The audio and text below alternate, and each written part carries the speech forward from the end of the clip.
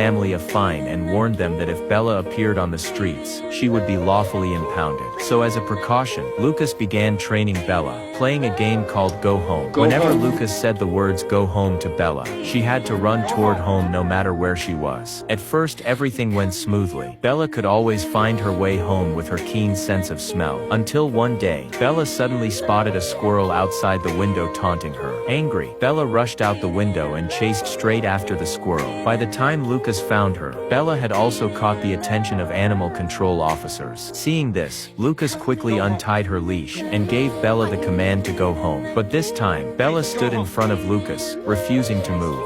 She thought the men were going to hurt her owner, so she wouldn't leave. Eventually Bella was taken to the shelter by animal control officers. Watching her owner's figure gradually blur in. Once everything was settled, they would bring Bella back. Watching her owner's figure recede into the distance once more. This time Bella realized she was being separated from her owner. Bella let out a cry of anguish. At the uncle's place, he treated Bella well, but Bella remained depressed all day, because she missed Lucas terribly. Finally one day, and was driving to pick her up. Fate played a cruel trick. They passed each other at a turn in the road. That day, she suddenly heard a gunshot on the road. Drawing closer, she discovered it was a cougar, but it was no longer breathing. Then two hunters ran over, and Bella quickly hid. The cougar was their trophy. Suddenly a wail came from beside Bella. A cougar cub was looking at her pitifully. Bella realized this must be the child of the dead cougar. Though Bella wanted to help, she had more important things to do, so reluctantly she had to turn and leave. She prayed the cougar cub would grow up safely, but the little cougar latched onto Bella. No matter where Bella went, it followed closely behind. Looking at the cougar cub's pitiful eyes, Bella recalled the moment her mother was taken away. Bella had hidden in a den, just as helpless as this cub. Ultimately, Bella decided to raise this cougar, but feeding a growing cougar wasn't easy. Not being skilled at hunting in the wild, Bella turned her attention to humans. She would sneak away with people's food when they weren't looking. And so, the cougar gradually grew up and developed survival skills. It would share its catches with Bella, and when sleeping, it went from needing to be held to being the one depended upon. Before they knew it, they had become family, but the wilderness held dangers they couldn't overcome. One day, while hunting, Bella suddenly noticed several wolves in the forest staring at them. Bella knew they were no match yet, so they quickly fled, but they were eventually cornered on a dead tree. To protect her adopted daughter, Bella bravely stood beneath the tree, facing off against the hungry wolves. As the wolves drew closer and closer, at the critical moment, a group of passing humans arrived and drove the wolves away. The cougar, having never interacted with humans before, fled in fear, but Bella didn't leave. She wanted to ask the humans for food to feed her adopted daughter. That night, Bella successfully obtained food, and they ate their fill. Early the next morning, snowflakes began to fall from the sky. They huddled together for warmth. At that moment, Bella suddenly heard barking. Excited to see her own kind after so long, Bella rushed over. The two dogs gazed at each other as if meeting old friends they hadn't seen in ages, both running toward each other. Unexpectedly, this triggered an avalanche behind them. Dutch's owner ended up buried under the snow. Realizing they'd caused trouble, the two dogs desperately dug at the snow. Fortunately, passing skiers saw this scene and successfully rescued the man, calling for emergency responders. But the rescue team was only responsible for saving people, with no obligation to care for the dogs. The two men had no choice but to bring the dogs home first. As Bella was about to leave, she kept looking back. She wanted to stay and continue caring for her adopted daughter. But the humans didn't understand what the dog meant, and eventually forced Bella to come back with them. Fortunately, both men were very kind. Here Bella no longer had to worry about food,